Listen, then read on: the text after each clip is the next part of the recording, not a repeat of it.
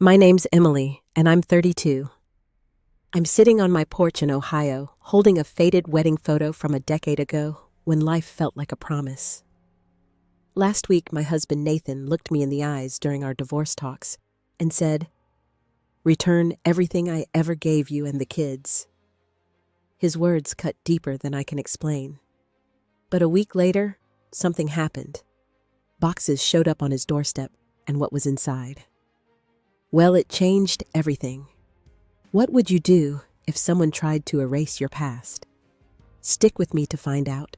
And if you've ever faced a heartbreak like this, drop a like and subscribe. Where are you watching from? Let me know below. I stood in my kitchen, the morning light barely cutting through the blinds. The divorce papers sat on the counter, a stack of cold demands I couldn't bring myself to touch. Lily was at school. Max was napping, and the house felt too quiet, like it was holding its breath. I was sorting through a pile of bills, trying to figure out how to keep the lights on without Nathan's income. The kids' toys were scattered across the floor, a plastic dinosaur wedged under the fridge, a reminder of the life I was fighting to hold together. Nathan's words from last week kept replaying in my head. Return everything. The way he said it, so calculated, like he was closing a deal, not ending a marriage. I could still see him in that lawyer's office, leaning back in his chair, listing off what he wanted back. The dining table we picked out together. The necklace he gave me for our 5th anniversary. Even the kids' bikes, the ones they rode until the tires went flat. It wasn't just the stuff. It was the life we built, the memories he wanted to erase. I shook my head, trying to focus. I had to get to the bank before picking up Lily. The kids' savings accounts were on my mind. We'd opened them years ago, right after Lily was born. Nathan and I stood side by side at the counter, proud, putting in $50 each month for their future. College maybe, or a car when they turned 16. It wasn't much, but it was ours. Or so I thought. The bank was a short drive tucked between a coffee shop and a hardware store. I walked in, the air conditioning hitting me like a slap. Clara was at the counter, her familiar smile fading when she saw my face. We went to high school together back when life was simpler, when Nathan was just the guy who carried my books. She leaned forward, her voice low. "Emily, I was hoping you'd come in," she said, glancing at the other tellers. "Can we talk in private?" My stomach twisted. I followed her to a small office, barely big enough for a desk and 2 chairs. She closed the door, her hands fidgeting with a pen. "I shouldn't be telling you this, but I saw Nathan's name on some paperwork. He emptied the kids' savings accounts, both of them, last week." I stared at her, the words not sinking in. "What do you mean, emptied?" She swallowed, her eyes soft with pity. "He withdrew everything. Lily's account, Max's. It's all gone. I checked the records myself. I'm so sorry." I gripped the edge of the chair, my nails digging into the wood. Those accounts were sacred. Every birthday, every Christmas, we'd add a little more, joking about how Lily would be a Dr. Max, a pilot. Nathan had been there smiling, promising to match every dollar I put in. And now, without a word, he'd taken it all. I felt the room tilt, my breath shallow. Did he say why I managed to ask, my voice barely above a whisper? Clara shook her head. "He didn't need to. He's the primary account holder. Legally, he can do it." I tried to stall him, asked if he was sure, but he just signed the forms and left. Didn't even look at me. I nodded, numb. Clara reached across the desk, her hand hovering near mine like she wanted to comfort me, but didn't know how. "I know this is awful, Emily. If there's anything I can do..." I forced a smile, standing up. "Thanks, Clara. I need to go." She slipped a coffee shop gift card into my hand as I left, a small gesture that made my throat tighten. I walked to my car, the summer heat pressing against me. Inside, I sat with the engine off, staring at the dashboard. How could he do this? Not just to me, but to Lily and Max.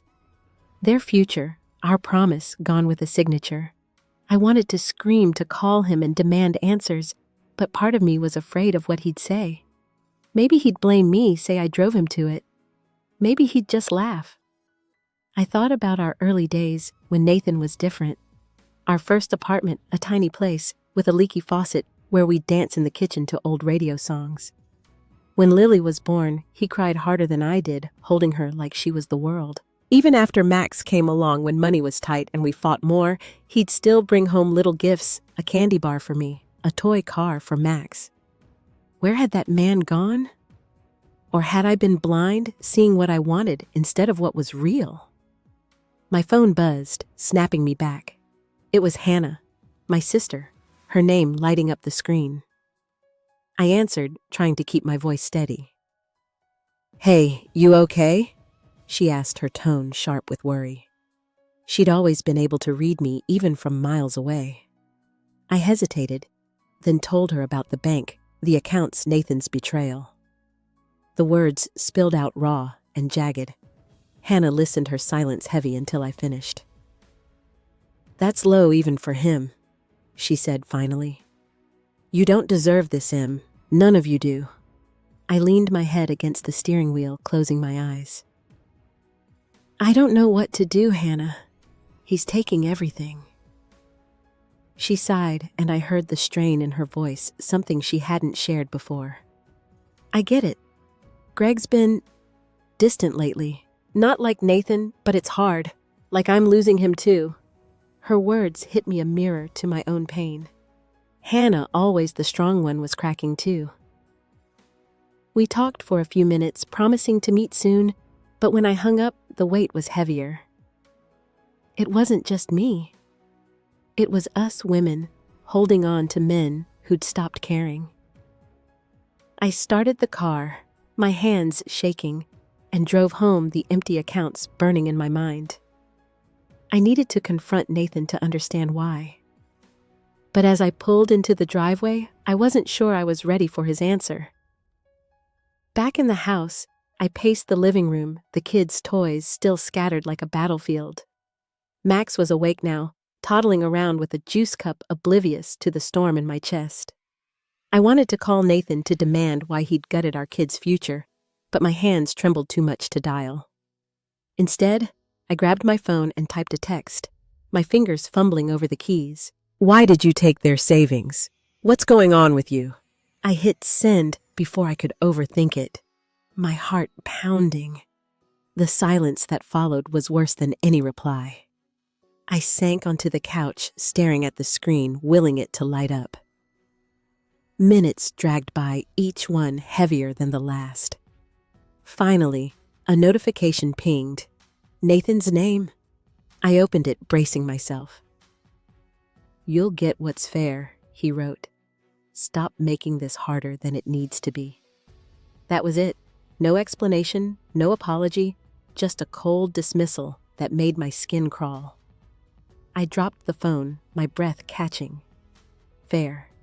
He'd stolen from our children, and he had the nerve to act like I was the problem. I stood up, needing to move, and started picking up Max's blocks, stacking them with more force than necessary. Each clack of plastic felt like a tiny rebellion against the helplessness clawing at me.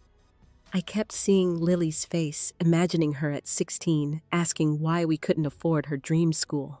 Or Max years from now, wondering why his dad thought a toy car was worth more than his future. The doorbell rang sharp and jarring. I froze, half expecting Nathan, but it was Hannah, her arms crossed, a grocery bag dangling from one hand. She stepped inside without a word, her eyes scanning my face like she could read every crack in my heart. "You look like hell," she said, setting the bag on the counter. "I brought wine and ice cream. Figured you'd need both." I managed a weak laugh, but it didn't reach my chest. Max ran to her, hugging her legs, and she scooped him up, planting a kiss on his forehead. Watching them, I felt a pang of gratitude mixed with envy. Hannah was here, solid and fierce, while I was unraveling. We sat at the kitchen table, Max playing nearby, and I told her about Nathan's text. Her jaw tightened, her fingers gripping the wine glass she'd poured for herself. "He's playing dirty," she said, her voice low. "This isn't just about money, Em. It's control. He wants you to feel small." I nodded, the truth of it sinking in. Nathan had always liked being the one who fixed things, the provider, the hero. When I started pushing back, wanting more, say in our life, he'd pull away, working late, snapping at small things. Now with the divorce, he was rewriting our story, casting me as the villain who'd ruined everything. The savings accounts weren't just money. They were his way of saying he could take whatever he wanted, and I couldn't stop him. Hannah reached for my hand, her touch grounding me. "You're not alone in this," she said. "But you've got to fight smart. He's counting on you to crumble." Her words sparked something, a flicker of resolve, but it was buried under doubt. I wasn't sure I had the strength to fight, not when every move felt like betraying the life I'd once loved. I thought about our old summers, Nathan teaching Lily to ride her bike, his laugh echoing in the park. Had that been real, or was I clinging to a lie? The question gnawed at me sharper than the betrayal itself. I glanced at Max now, stacking blocks into a wobbly tower. He looked so small, so trusting, and I wondered what he'd remember of this time. Would he blame me for the divorce, for the way his dad was pulling away? The thought was a knife twisting deeper. I wanted to protect him, to protect Lily, but Nathan's actions were stripping me bare, leaving me with nothing but questions. Hannah stayed for an hour, talking about her own struggles with Greg, how his silence was eating at their marriage. Her honesty was a lifeline, but it also scared me. If she couldn't fix things with Greg, what chance did I have of standing up to Nathan? As she left, promising to come back tomorrow, I felt the weight of her words. Fight smart. But how I picked up my phone again, rereading Nathan's text. The coldness of it, the arrogance, lit a spark of anger I hadn't felt before. I didn't know what I'd do next, but I knew I couldn't let him win. Not like this. I woke up to a knot in my stomach, the kind that makes coffee taste like regret. It was late past midnight, and I was alone in the kitchen, the house creaking under the weight of a humid Ohio night. A letter from Nathan's lawyer had arrived that afternoon, slipped under the door like a coward's jab. I'd left it unopened until now, too raw from his text about the kids' savings to face more demands, but I couldn't avoid it forever. I tore it open, my hands unsteady, and started reading. The words hit like punches. Nathan wasn't just after the big stuff anymore. He wanted my engagement ring, the one I hadn't worn in months, but still kept in a drawer. The living room couch where Lily and Max curled up for movie nights. And worst of all, Max's stuffed bear, the one Nathan bought at a county fair, when Max was 2, the one he slept with every night. The list was clinical, itemized like a grocery receipt, as if our life could be reduced to bullet points. I sank into a chair, the letter trembling in my hands. This wasn't about money or fairness. It was personal. Nathan was trying to strip away every trace of us to punish me for daring to walk away. I pressed my palms against my eyes, willing myself not to cry, but the tears came anyway, hot and silent. I didn't want Lily or Max to hear me, not again. Last week, Lily had caught me sobbing in the bathroom and asked if Daddy was mad at us. I'd lied, said it was grown-up stuff, but her eyes told me she didn't believe it. I stood and paced the floorboards, groaning under my steps. How had we gotten here? I kept searching for the moment it all went wrong, replaying our fights, our silences. When we met in college, Nathan was all warmth, sneaking me into his dorm to watch old movies, promising we'd build a life bigger than our small town. Even after the kids, when things got harder, I thought we were a team. But now, every memory felt tainted, like I'd been loving a stranger. My phone buzzed on the counter, a text from Hannah. "You up? Call me." I hesitated, then dialed, needing her voice to anchor me. She picked up on the first ring, her tone sharp with concern. "What's he done now?" I read her the letter, my voice cracking on the part about Max's bear. Hannah cursed under her breath, a rare break in her usual calm. "He's unhinged, Em. That bear? It's not about the bear. It's about hurting you through Max." Her words sank in, heavy and true. I told her about the ring, the couch, how it felt like Nathan was erasing our family. Hannah listened, then went quiet for a moment. When she spoke, her voice was softer, strained. "Greg's been pulling crap too. Not like this, but he's hiding things. Money mostly. I'm thinking of leaving him." I froze the phone tight against my ear. Hannah and Greg had been my rock, the couple I envied for their easy banter. If they were breaking, what hope was there for anyone? We talked until the sky started to lighten, sharing stories of promises that turned to dust. It helped, but it also made the world feel smaller, like betrayal was just part of the deal. The next day, I dragged myself to Lily's school for a parent-teacher night, hoping routine would steady me. The gym was packed, the air thick with chatter and cheap perfume. I stood by the punch table, forcing smiles, but I caught whispers from other parents. Heard Nathan's fighting her for everything one said. "Poor thing, but she should have seen it coming," another added. Their words stung like I was some cautionary tale instead of a person. Diane, a neighbor who lived 2 houses down, approached me, her face all pity. "I'm so sorry about you and Nathan," she said, her voice loud enough to turn heads. "You just need to move on, you know. For the kids." She patted my arm, and I wanted to scream. Move on. As if I could just shrug off a decade of my life, as if Nathan's demands were my fault.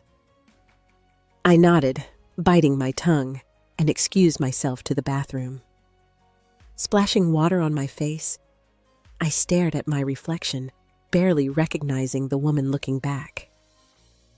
My eyes were puffy, my jaw tight with anger I didn't know how to release. Diane's words echoed Nathan's blaming me for the mess, and it lit something inside me, a spark of defiance. I wasn't the one tearing my family apart. He was, and I wasn't going to let him keep carving pieces out of us. I left the school gym in a haze, the chatter of parents fading behind me as I drove home under a sky bruised with clouds.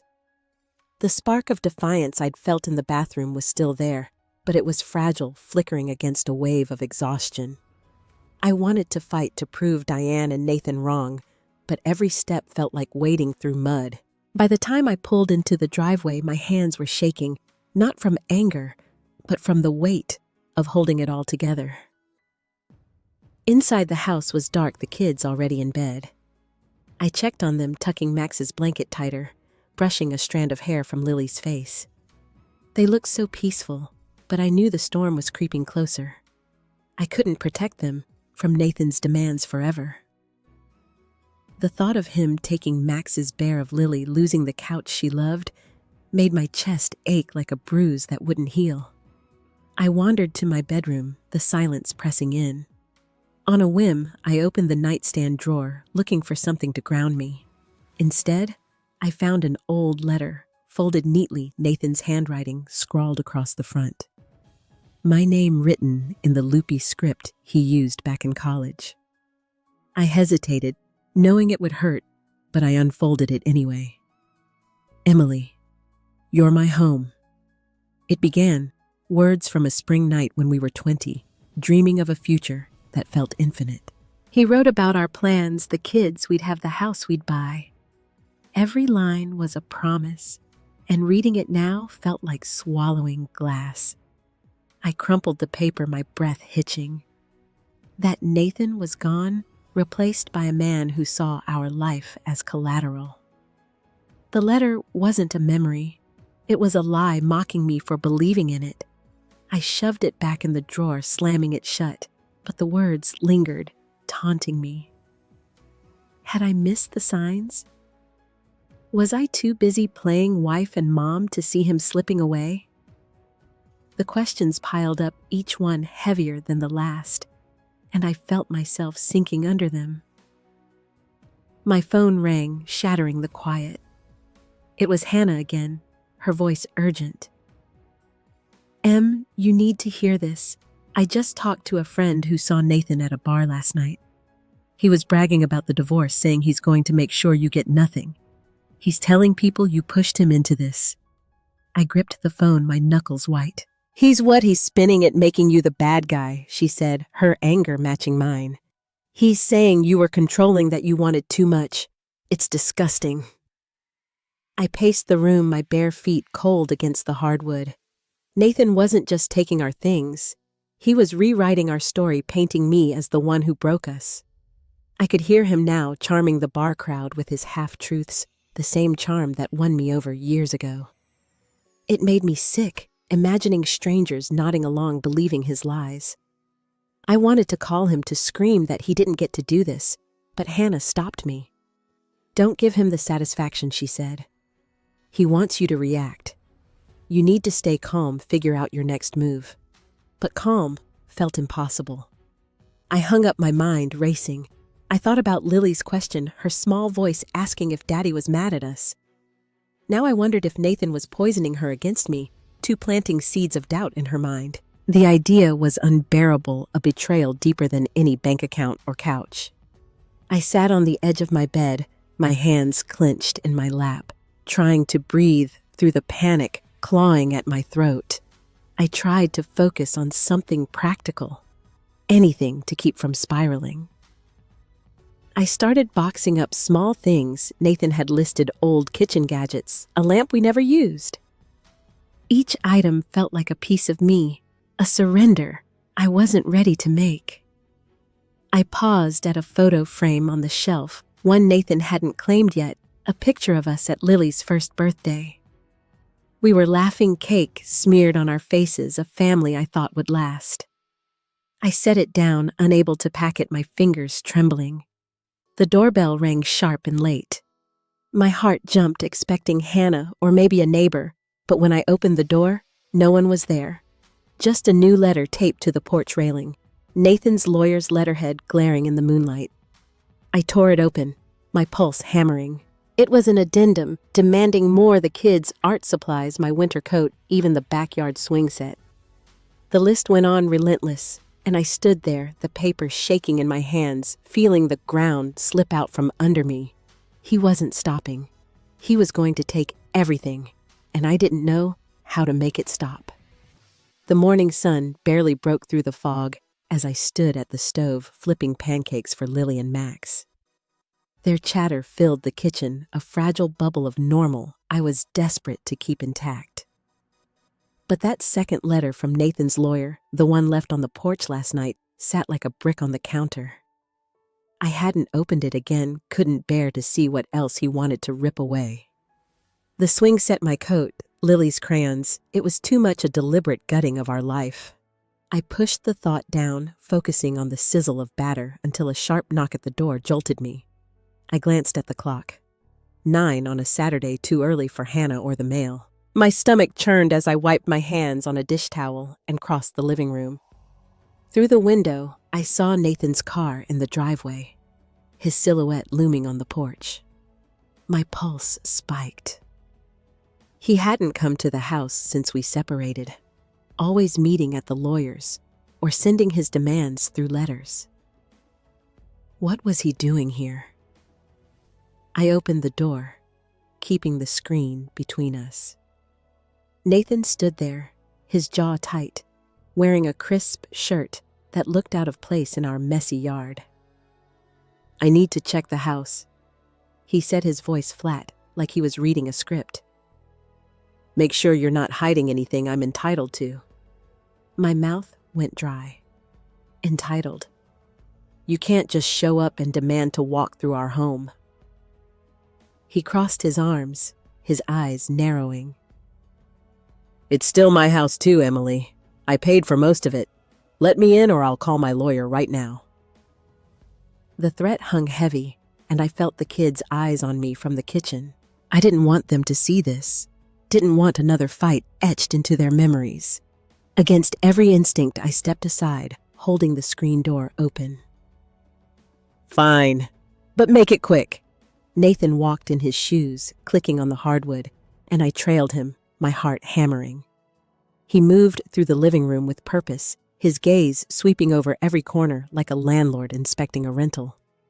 He paused at the bookshelf, picking up a small wooden frame, a gift from our 3rd anniversary etched with our initials. "This is mine," he said, tucking it under his arm.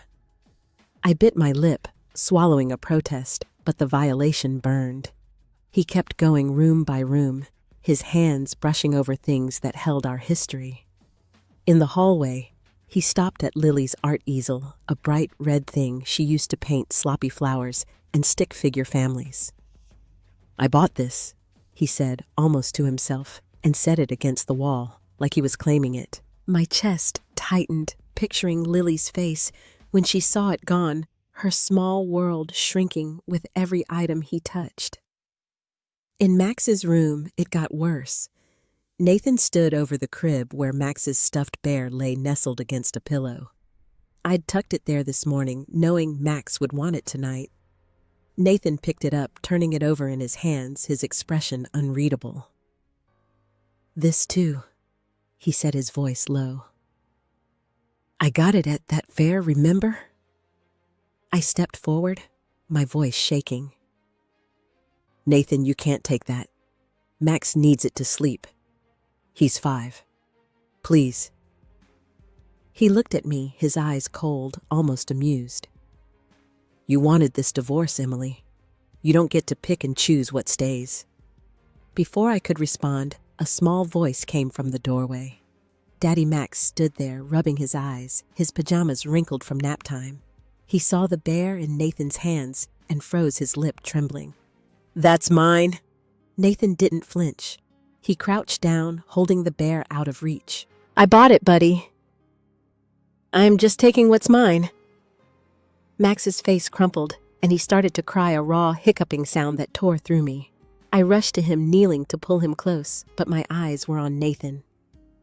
"Get out," I said, my voice low, shaking with a rage I hadn't known I could feel. "You're not doing this to him." Nathan stood the bear still in his hand and smirked. "You're pathetic, Emily. Falling apart over a toy." He turned toward the door, and something inside me snapped. I lunged forward, grabbing his arm, my nails digging into his sleeve. "Leave it!" I screamed loud enough that Lily appeared in the hallway, her eyes wide with fear. "You don't get to hurt them like this." He yanked his arm free, the bear dropping to the floor, and for a moment I thought he'd hit me. Instead, he laughed, a sharp, cruel sound that echoed in the small room. "You're making this so easy," he said, and walked out the front door, slamming behind him. I collapsed onto the floor, Max in my arms, his sobs soaking my shirt. Lily stood frozen, clutching the doorframe, and I wanted to tell her it was okay, but the words wouldn't come. Nathan's laugh, his smirk, the way he'd looked at Max's tears. It was all too much a betrayal, so deep, it felt like drowning. I held Max tighter, my own tears falling, and knew I'd hit a breaking point I couldn't come back from. The TV droned on its cartoon laughter, a hollow echo against the silence in my chest. Max was curled against me, his eyes heavy, while Lily sat rigid, clutching a pillow like a shield. Clara's words from the phone call clung to me. Nathan's lies at the bank, calling me unstable, a bad mom. The package on the porch still sat untouched, a faceless threat I couldn't face. I felt hollowed out, like Nathan had carved away every piece of me. But as I looked at my kids, something shifted. Their small, trusting faces lit a spark, faint but stubborn, refusing to die. I stood careful not to wake Max and tucked a blanket around Lily. "I'll be right back," I whispered, squeezing her shoulder. In the kitchen, I poured a glass of water, my hands steadier than they'd been in days. Nathan's voice, his smirk, His demands, they looped in my mind, but now they were fuel, not chains. He wanted everything he'd ever given us. Fine. I'd give it to him, but not the way he expected. I'd turn his cruelty into my stand. I grabbed a notepad and started listing every gift Nathan had ever given us, my pen moving fast, almost reckless. The blender from our first Christmas still dented from when we dropped it moving in. The scarf he bought me on a whim, now frayed at the edges. The toy toolbox Max loved, the one Nathan said would make him a little builder. I wrote until the page was full, each item a memory I'd once cherished, now a weapon in my hands. My phone buzzed on the counter, Hannah's name flashing. I answered, keeping my voice low. "Am you okay?" she asked, her worry sharp. "I've been thinking about you all day." I told her about Nathan's visit, his threat to take Max's bear, and Clara's call about his bank stunt. Hannah sucked in a breath, then went quiet, the kind of quiet that meant she was plotting. "He's trying to break you," she said finally, "but you're stronger than he thinks." "What are you gonna do?" "I'm done letting him win," I said, surprising myself with the steel in my voice. "He wants everything back. I'm giving it to him. Every single thing. But it's going to be on my terms." Hannah laughed, a fierce, proud sound. "That's my girl. What's the plan?" I explained my idea, boxing up Nathan's gifts, not just the big stuff, but the small, sentimental things too. The birthday cards he'd written, the keychain from our first road trip, the earrings he gave me when Lily was born. I'd strip our home of his mark, not because he demanded it, but because I chose to let go. Hannah loved it, her excitement infectious. "Let's make it a statement," she said. "I'm coming over tomorrow. We'll do this together."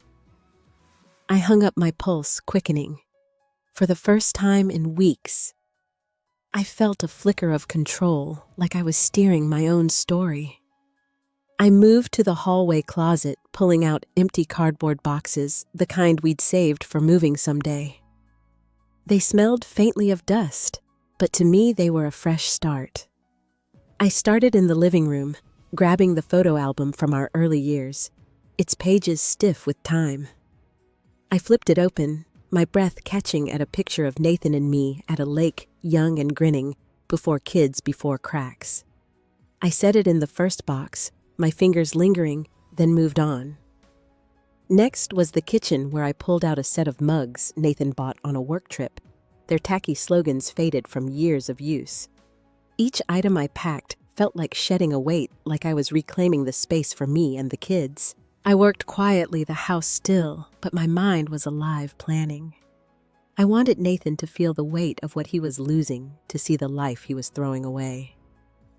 Not just things, but us.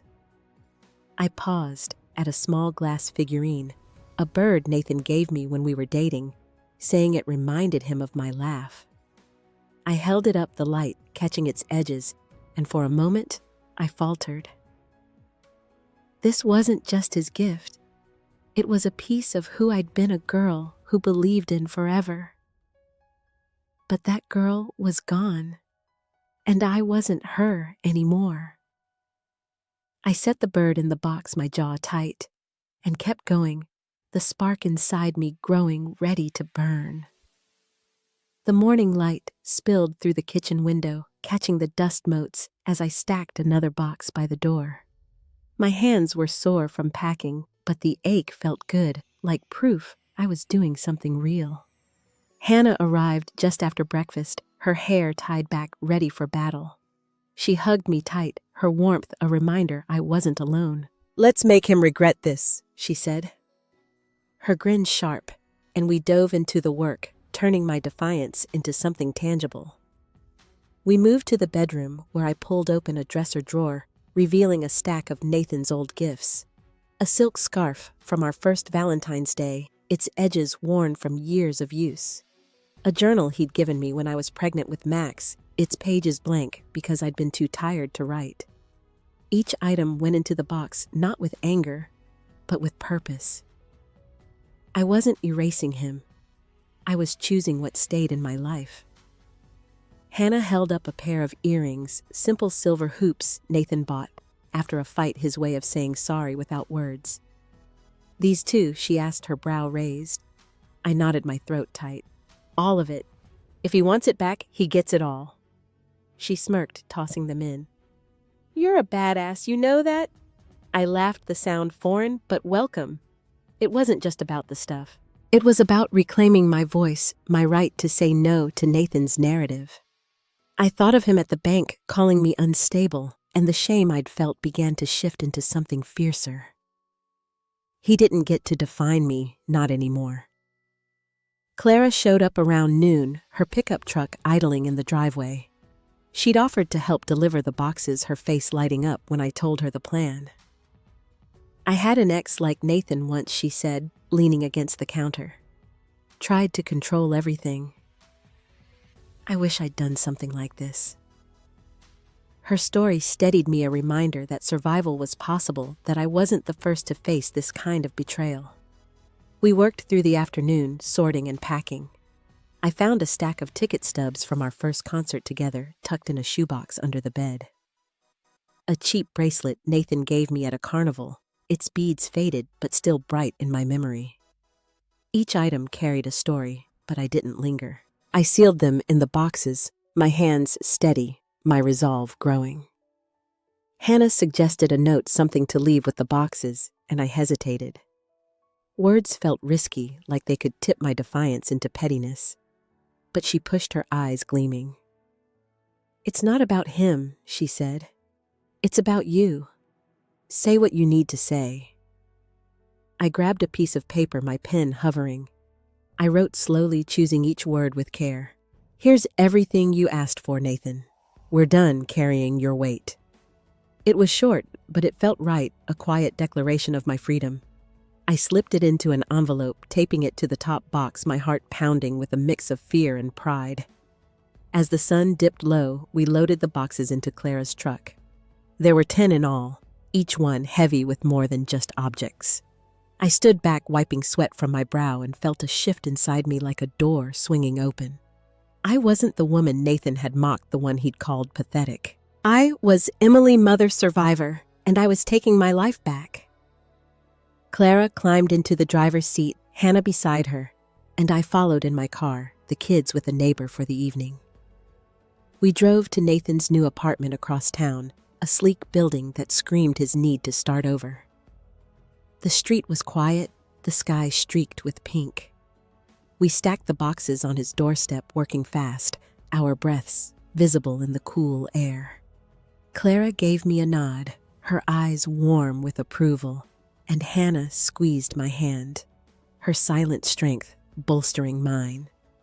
I placed the envelope on the top box, my fingers lingering on the paper. This was it. No going back. I stepped away, the pile of boxes a monument to my choice, to the line I'd drawn.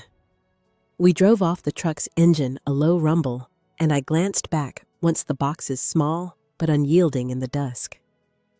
I didn't know how Nathan would react, but for the first time, I didn't care. I felt alive, not loud or triumphant, but steady, like a tree that had weathered a storm. I looked at the road ahead, my hands firm on the wheel, and let the silence speak. The drive back from Nathan's apartment was quiet, the hum of Clara's truck fading as we pulled into my driveway.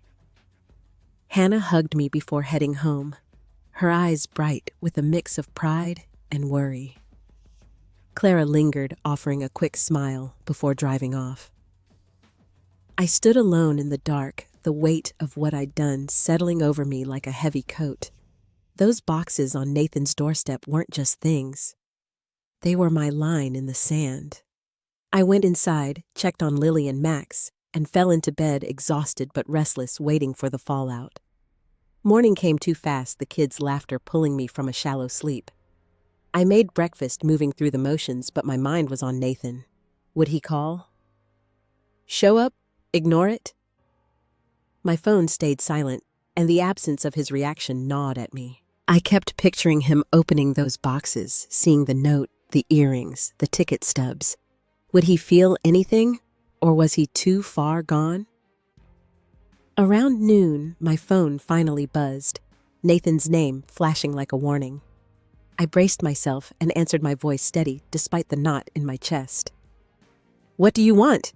I asked, skipping pleasantries. His voice was tight, laced with fury. "What the hell was that, Emily?" "Those boxes. You think this is a game?" He paused, and I heard him pacing, his breaths sharp. "You're trying to humiliate me, dumping all that junk on my doorstep. It's pathetic." I gripped the phone, my jaw clenched. Pathetic. The word stung, echoing his cruelty from before, but I didn't flinch. "You said you wanted everything back," I said, my tone even. "I gave you what you asked for." He laughed, bitter and sharp. "You're out of your mind. Cutting up photos, sending me trash. You're proving my point. You're unhinged." I froze, picturing him rifling through the boxes, finding the engagement photo I'd sliced, leaving only his face. I'd meant it as a quiet cut, a way to sever his hold on me. But hearing his rage, I wondered if I'd miscalculated. "It's what you wanted," I repeated, softer now. But he hung up before I could say more, the silence louder than his words. I set the phone down, my hands trembling.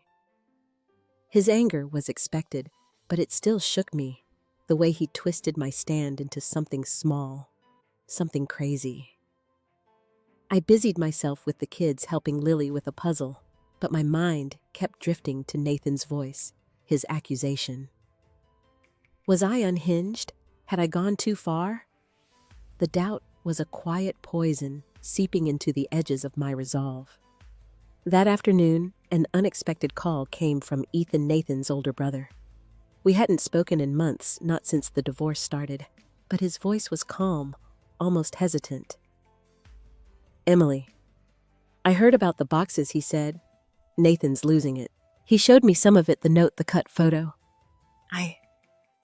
I don't know what to say." I swallowed, unsure where this was going. Ethan had always been kind, the quiet one at family dinners, but he was Nathan's brother. "I didn't do it to hurt him," I said, though part of me wasn't sure that was true.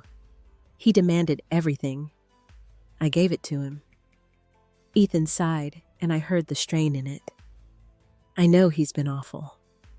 I didn't realize how bad until now. He's in a mess, Emily. Financially, I mean. He's drowning in debt, trying to keep up appearances.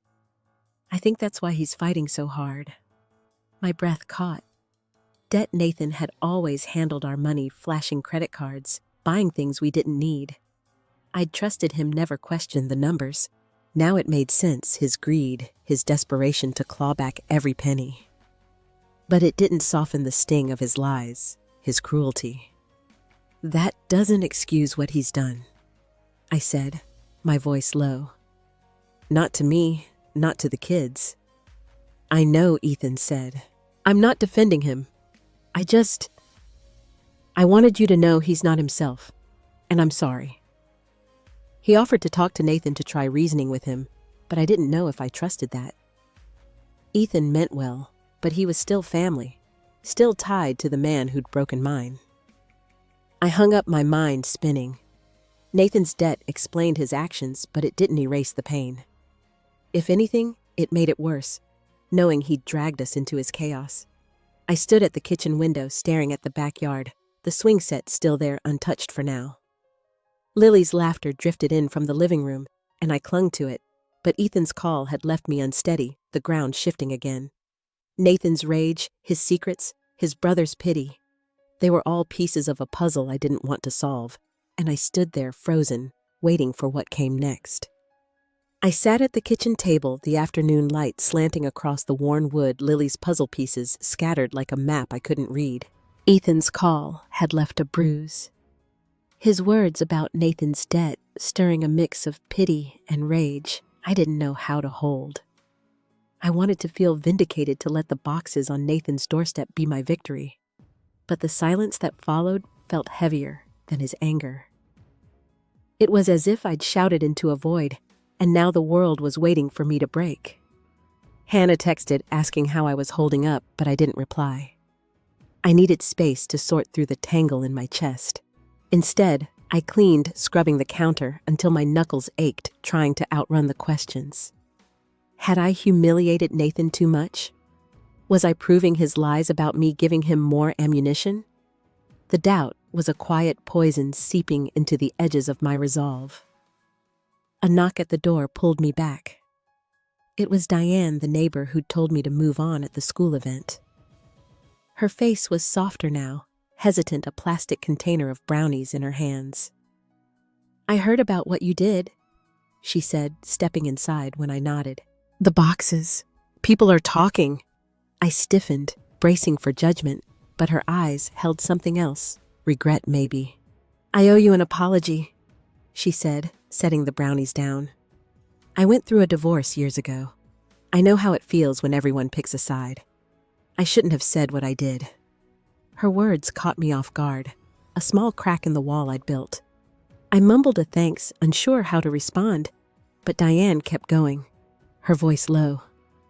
"Nathan's been at the community center telling folks you're making things hard, that you're keeping the kids from him. But after what you did, some people are starting to see through it." I stared at her, the air thick between us. Nathan was still spinning his story, but Diane's shift, her quiet solidarity, was a ripple I hadn't expected. It should have felt good, a sign my stand had reached beyond his doorstep. But it didn't. It felt like another layer of exposure my pain laid bare for the town to dissect. I thanked Diane again, my voice flat, and she left the brownies untouched on the counter. Later, my phone lit up with an email from Nathan. No subject, just a single line. "You forgot this." Attached was a photo of Max's stuffed bear, propped on his apartment counter. A post-it note stuck to it. "He needs this." My breath stopped. It was the first human gesture from Nathan in months, a crack in his armor. But it didn't feel like kindness. It felt like a taunt, a reminder that he could still pull strings, even with something as small as a toy. I didn't tell the kids, couldn't bear to see Max's hope flare only to fade. Instead, I called my lawyer, Rachel, needing something solid to hold on to. Her voice was calm, professional, but her news was a lifeline. "Nathan's lawyer reached out," she said. "They're pulling back on some demands, the swing set, the art supplies. Your move with the boxes might have spooked them." I should have smiled, felt the win, but my chest stayed tight. A small victory didn't erase Nathan's lies or the bear sitting on his counter. I thanked Rachel and hung up, my eyes drifting to the backyard, where the swing set stood under a graying sky. Lily and Max deserved more than this tug of war, but I didn't know how to shield them from it. That evening, I sat with Lily, helping her braid her hair before bed. She was quiet, her fingers fidgeting with the elastic bands. "Mom," she said, barely a whisper, "is Daddy coming back?" Her question landed like a stone, and I saw the fear in her eyes, the same fear I'd carried for weeks. I wanted to lie, to promise her a world that didn't hurt, but I couldn't. "We're figuring it out," I said, my voice soft, my hand steady on her shoulder. She nodded, accepting it, but her silence broke me more than tears would have. I tucked her in Max, already asleep, and stood in the hallway, the house too still. Nathan's email, Diane's apology, Rachel's news. They swirled in my mind, a storm with no center. I'd fought back, but the cost was this. My kids' questions, my name whispered in town, a bear I couldn't bring myself to reclaim. I leaned against the wall, my breath shallow, and let the quiet swallow me whole. The morning air was cool, carrying the first hint of fall, as I stood in the backyard, a paint roller in my hand. Lily and Max were inside, their giggles spilling through the open window, a sound that felt like sunlight after weeks of gray. We'd spent the weekend repainting their rooms, turning Lily's pale blue walls a soft lavender, Max's beige ones a bright green he picked himself. It was a small act, but it changed the house, made it ours in a way it hadn't been before. I set the roller down, wiping my hands on an old t-shirt. and looked at the bare patch of dirt near the fence. I'd been thinking about a garden, something to grow, something to tend. Inside, the house felt different too. The spaces where Nathan's gifts once sat were empty now, but not hollow. I'd moved furniture around, hung new curtains, let the kids pick out pillows for the couch. Each change was a quiet claim, a way of saying this was our home, not his battleground. I walked through the living room, my bare feet soft on the rug, and paused at the window. The street was still, the neighbor's dog barking in the distance, and for the first time in months, I didn't feel like I was waiting for the next blow. I thought about the boxes, the note, the way I'd stood on Nathan's doorstep and chosen myself. That moment had shifted something deep, like a stone rolling away from a door I'd kept locked. I wasn't whole, not yet, but I was no longer the woman who'd crumbled under his words. I was learning to carry the pain without letting it define me. I poured a cup of coffee, the steam curling in the morning light, and sat at the kitchen table, letting the quiet settle. Hannah called, her voice warm, inviting me to a family dinner at her place that weekend. "Greg's trying," she said, a cautious hope in her tone. "We're working on it, you know. I want you and the kids there. It'll be good." I smiled, hearing her strength, her willingness to rebuild. It wasn't the same as my path, but it gave me a strange comfort knowing we were both finding our way. I promised to come, picturing Lily and Max running around her backyard, their laughter mingling with hers. Later, I drove to the community center for a school fundraiser Clara had organized. I'd volunteered to help, needing to step back into the world I'd pulled away from. The parking lot was full, parents milling around with coffee cups, kids chasing each other near the playground. I braced myself for stares, for whispers about Nathan or the boxes, but none came. Instead, Clara greeted me with a hug, her smile wide. "You're a lifesaver for helping," she said, handing me a stack of flyers to hand out. "This is going to be great." I worked the registration table, chatting with parents, feeling the rhythm of community again. A few nodded at me, their eyes kind, and I realized the gossip had shifted. Nathan's stories weren't sticking the way they used to. I caught Diane's eye across the room, and she gave me a small wave, her face open, no trace of the pity she'd once shown. It wasn't forgiveness, not exactly, but it was enough. I handed out another flyer, my shoulders loosening, and felt a piece of myself slide back into place. Back home, I sat on the couch with a notebook sketching ideas for that garden. I wanted herbs, maybe some flowers, something the kids could help with. I imagined their hands in the dirt, Lily bossing Max around, both of them proud when the first shoots appeared. It was a small dream, but it felt like a promise, a way to root us in this new life. I set the notebook down, my coffee cold now, and leaned back, letting the day's quiet wrap around me. The kids' voices drifted from their rooms, and I closed my eyes, breathing slow, feeling the world steady under me. The afternoon slipped by, sunlight pooling on the hardwood as I knelt in the backyard, a trowel in my hand. The kids were at a playdate, their absence leaving the house soft and still. I'd bought a packet of basil seeds on a whim at the hardware store, and now I was digging small holes in the patch of dirt I'd cleared, each scoop of earth a quiet rhythm. The act felt new, like a language I was learning to speak, one Nathan had never understood. He'd laughed once years ago when I mentioned gardening, saying it was a waste of time. Now each seed I pressed into the soil was a rebuttal, a small living thing that belonged to me. I sat back on my heels, wiping sweat from my brow, and looked at the neat rows I'd made. They were nothing yet, just hope buried in the ground, but they were mine. I thought about the woman I'd been months ago, the one who'd cried over Nathan's letters, who'd doubted her own strength. She was still there somewhere, but quieter now, like a shadow that didn't scare me anymore. I didn't need to erase her, just like I didn't need to erase Nathan. He was part of my story, but he wasn't the whole of it. My phone buzzed in my pocket, an email from Nathan, his name alone enough to tighten my chest. I opened it, expecting another jab, but it was a draft of a new custody plan. Joint custody, equal time, no mention of the swing set or the bear. It was reasonable, almost fair, but it carried his signature coldness. No apology, no warmth. I set the phone down, my hands still dusted with soil, and stared at the garden. I didn't trust him, not fully, but I wasn't afraid anymore. I'd call Rachel later, make sure the terms protected the kids, but for now, I let it sit unfinished business that didn't own me. Inside, I washed my hands, the water cool against my skin, and caught my reflection in the sink's chrome. My eyes were clearer, the lines around them deeper, but not heavy.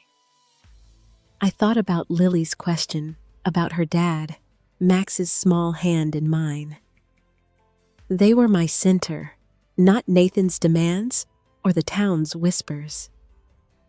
I'd started teaching them little things, how to fold their clothes, how to say sorry when it mattered. Last night, I'd sat with Lily braiding her hair and talked about forgiveness not as a gift to others, but as a way to lighten your own heart. She'd listened, her head tilted, and I'd seen a spark of understanding, a piece of her growing up. Clara texted, checking in about the fundraiser, saying we'd raised enough for new books at the school. I smiled, picturing her bustling around, her energy a gift. Diane had joined too, helping with the bake sale, her laughter mingling with the kids. The community wasn't perfect, but it was here holding space for us. I replied, promising to bring cookies next time, and felt a warmth settle in, not loud, but steady. I walked to the living room, the new curtains catching the late light, and picked up a photo of the kids from last summer, their faces smeared with popsicle juice. I set it on the mantel where Nathan's things used to be and stood there, my fingers tracing the frame. The house was ours now, not because I'd won, but because I'd chosen it. I thought about the basil seeds outside, waiting to grow, and felt a quiet certainty, like a breath held too long, finally released. I sat on the couch, the world soft around me, and let myself rest whole in the stillness.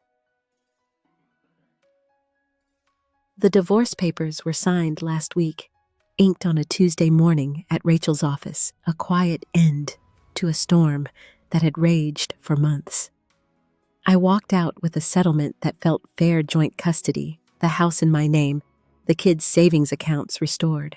Nathan kept his car, some stocks, and his pride, or what was left of it.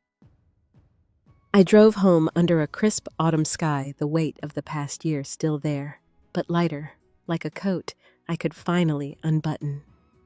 I stood in the backyard now, a mug of tea warming my hands, watching the first green tips of basil poke through the soil. The garden was small, just a few rows, but it was thriving, a stubborn little patch of life I'd built with Lily and Max. They'd helped plant the seeds, their hands caked with dirt, laughing as they argued over who'd water first. That memory, their joy, was a tether pulling me back to myself. Inside the house hummed with our new rhythm. Mornings were for breakfasts at the table, Max spilling cereal, Lily reading her library books out loud. Evenings were for board games or stories the kids sprawled on the rug, their voices filling the spaces Nathan's absence had left. I'd started a routine, small, but mine, waking early to write in a notebook not dreams or regrets, but plans. A budget for next month. A recipe I wanted to try. A community college course I'd enrolled in, something about literature that made my heart quicken. I thought about that course now, my first class just days away. I'd signed up on a whim, spurred by a flyer at the library, but it felt like a door cracking open. I wasn't chasing a degree or a new career, not yet. It was about sitting in a room, listening, learning, being Emily again, not just a mom or an ex-wife. The kids were excited, Max calling it mom's school, Lily asking if I'd have homework like her. Their pride, so simple, made my throat tighten. Hannah's dinner last weekend had been a turning point too. Her house was warm, cluttered with toys and photos, Greg quieter, but trying his hand resting on hers. The kids ran wild with their cousins, and I sat at the table, a glass of wine in hand, feeling like I belonged. Hannah caught my eye during dessert, her smile soft. And I knew she saw it the way I was starting to stand taller to laugh without forcing it. She didn't say it, but her nod was enough a silent acknowledgement of the road we'd both walked. Clara and Diane had become fixtures too. We met for coffee last week, the three of us at a small shop downtown, our talk weaving between school events and old hurts. Clara shared more about her ex, how she'd rebuilt after he left, her voice steady with hard-won wisdom. Diane admitted she'd judged too quickly her own divorce, a shadow she hadn't faced. Their stories weren't mine, but they fit alongside it like stones in a riverbed, smoothing each other's edges. I left that coffee shop lighter, my steps sure on the sidewalk. Now in the backyard, I knelt by the garden, brushing my fingers over the basil leaves, their scent sharp and green. The kids were at school, the house quiet, and I let myself sit with the moment. I wasn't fixed, not some shiny version of myself. The scars were there. Nathan's betrayal, the months of doubt, the nights I'd questioned my worth. But they weren't all I was. I'd built this garden, this home, this life, not because I had to, but because I chose to. I stood, the tea gone cold, and looked at the horizon, the day stretching wide before me, a canvas I was ready to paint. The evening was soft, the kind of quiet that wraps around you like a favorite sweater. I sat on the porch, a blanket over my knees, watching the streetlights flicker on. The kids were asleep, their rooms glowing faintly through the windows, a warmth that felt like home. I held a new photo frame, one I'd bought myself, simple wood with a glass front. Inside was a drawing Lily had made at school, a stick figure family, just the three of us, standing under a bright yellow sun. I traced the lines with my finger, her careful crayon strokes, a reminder of what we'd kept, what we'd grown. I thought about the past year, not the pain, but the choices that came after. Signing up for that college course wasn't just about learning. It was about trusting myself to start something new. Cooking dinner with the kids, letting them choose the music, wasn't just routine. It was building a world where their voices mattered. Even the garden, those stubborn basil plants, wasn't about the plants themselves. It was about believing I could create something good even after everything had been torn down. Nathan was still out there living his life, maybe still telling his stories. But his shadow didn't reach me anymore. I'd learned to let go, not by forgetting, but by choosing what to carry. Forgiveness wasn't about him. It was about me, about freeing my heart from the weight of his betrayal. I didn't need his apology to move forward. I needed my own permission, and I'd given it one small step at a time. I leaned back, the porch creaking under me, and thought about what I'd tell Lily and Max someday, when they were old enough to ask about this time. I wouldn't tell them their dad was a villain, or that I was a hero. I'd tell them life breaks sometimes in ways you can't predict, but the breaking isn't the end. It's what you build from the pieces that matters. You can choose to plant seeds, to laugh, to love, even when the ground feels barren. That choice, that quiet power, is what makes you whole. I set the frame beside me, its weight solid grounding. The stars were out now, faint but steady, and I felt a calm I hadn't known I could find. I wasn't the woman I'd been before Nathan, nor the one who'd crumbled under his words. I was someone new, shaped by the hurt, but not defined by it, ready for whatever came next. I want to ask you something. What's one moment in your life where you chose to rebuild, to plant a seed after a storm? Share it below. I'd love to hear your story. If this journey resonated with you, please give it a like. Maybe subscribe to join me for more. Share it with someone who needs a reminder of their own strength. Thank you for listening, for being here. Here's to healing, to new beginnings, and to you.